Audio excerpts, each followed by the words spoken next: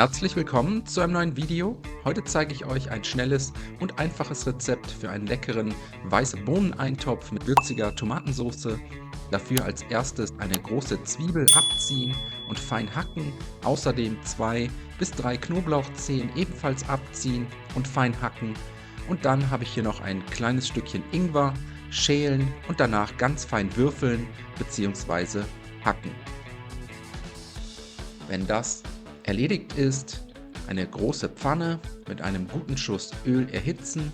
Sobald das Öl heiß ist, kommen Zwiebeln, Ingwer und Knoblauch in die Pfanne bei mittlerer Hitze und gelegentlichem Wenden für 2 bis 3 Minuten glasig darin anschwitzen.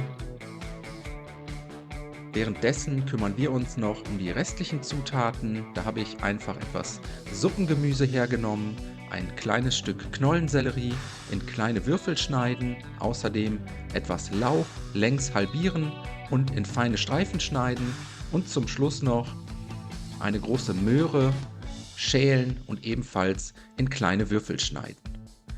Das Gemüse anschließend mit in die Pfanne geben.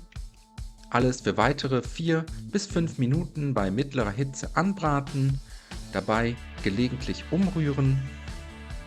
Und dann kommen wir zu den Gewürzen. Als erstes einen gehäuften Esslöffel Tomatenmark mit in die Pfanne geben, außerdem je einen gehäuften Teelöffel süßes Paprikapulver, Kumin bzw. gemahlenen Kreuzkümmel und Currypulver. Die Gewürze und das Tomatenmark einmal gut unter das Suppengemüse rühren, ganz kurz mit anrösten lassen und danach kommen die restlichen Zutaten mit in die Pfanne. 500 Gramm abgetropfte weiße Bohnen, außerdem 2 Dosen gehackte Tomaten. Danach einmal gut umrühren und anschließend gießen wir das Ganze mit Wasser auf, bis alles knapp mit Flüssigkeit bedeckt ist. Jetzt noch kräftig mit Salz und frisch gemahlenem Pfeffer würzen. Ein letztes Mal gut umrühren und den weiße Bohneneintopf zum Kochen bringen und mit geschlossenem Deckel für ca. 12 bis 15 Minuten bei niedriger bis mittlerer Hitze köcheln lassen. In der Zwischenzeit hacke ich noch ein paar Kräuter, je ein kleines Bund Koriander sowie Petersilie, einfach mit einem Messer fein hacken, zwischendurch den Bohneneintopf immer mal wieder umrühren, damit nichts am Topfboden anbrennen kann. Und zum Schluss kommen dann die Kräuter dazu. Außerdem schmecken wir alles nochmal mit Salz und frisch gemahlenem Pfeffer ab.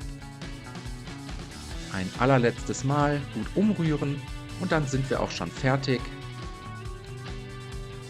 Den weiße Bohneneintopf anschließend auf tiefen Tellern verteilen. Als Beilage passt ein Baguette, Brötchen oder Brot sehr gut.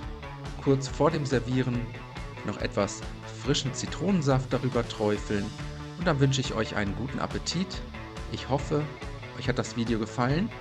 Viel Spaß beim Nachkochen. Bis zum nächsten Mal.